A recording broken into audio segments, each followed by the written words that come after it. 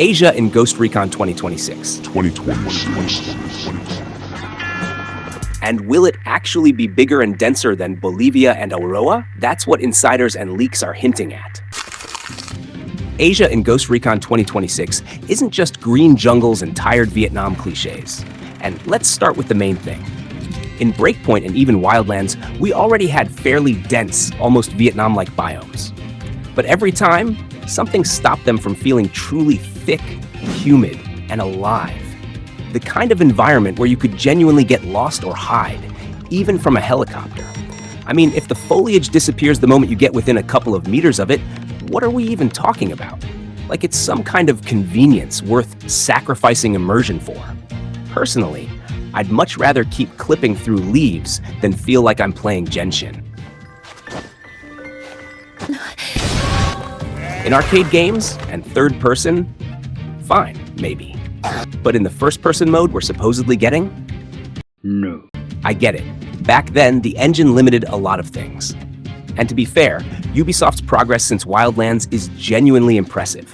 That's exactly why realistic foliage is the feature they have to lean into if they don't want to fall behind competitors who already know how to work with dense, living environments. And honestly, the idea of sending Ghost Recon to a resort island was damn smart to begin with. A special operation not in some gray hellscape, but somewhere beautiful. It's the perfect flavor combo. Glamour and guns, a vacation and death. Not just for show, because one operation set against white sand and luxurious locations sticks in your memory way more than 10 missions in yet another generic desert. As for reimagining Asia, Ubisoft already has plenty of experience. Far Cry, DLCs, standalone regions. And knowing their ability to surprise, I'm almost sure this won't be just a recycled set of old images. Even Breakpoint, with all its problems, felt resort-like, technocratic, and wild at the same time. Which makes it twice as interesting to see what they'll do next. According to leaks, we're heading to Southeast Asia, and that's one of the richest and most contradictory biome collections out there. And here's an interesting point. One of my subscribers, whom I trust on this topic, mentioned recent leaks according to Tom Henderson. If this info is correct, the map could be even bigger and denser than Bolivia and Auroa. This means everything we've been talking about, a living environment, density, the ability to really hide and get lost, is becoming not just a wish, but a reality. You can find hints in other Ubisoft games, but there are no direct references to the future map. All we really have to go on are MOA Island, Golem Island, bays, mangrove swamps, greenery, and the overall vibe of past projects. And considering how much people loved the favela vibe in Wildlands, I'm almost certain we're getting dense, living, colorful streets, coastal towns, Thai-style bays, or something close to that. Not a postcard. A place where you actually want to work, think, hide, and survive.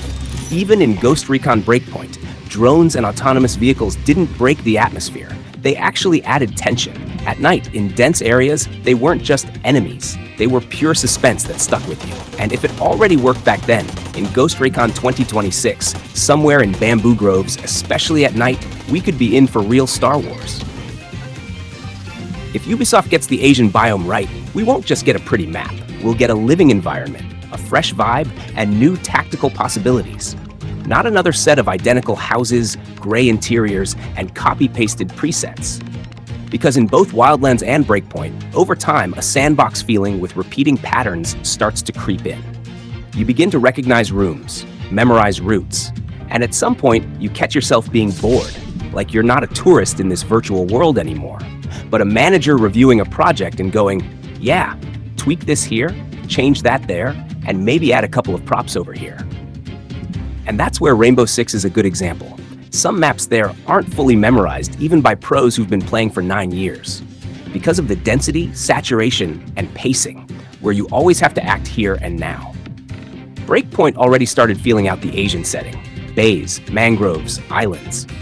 But Ghost Recon 2026, if Ubisoft takes this seriously, could reach a new, evolutionary level of realism and immersion, and maybe become that real step forward, not just for the series, but for the genre as a whole.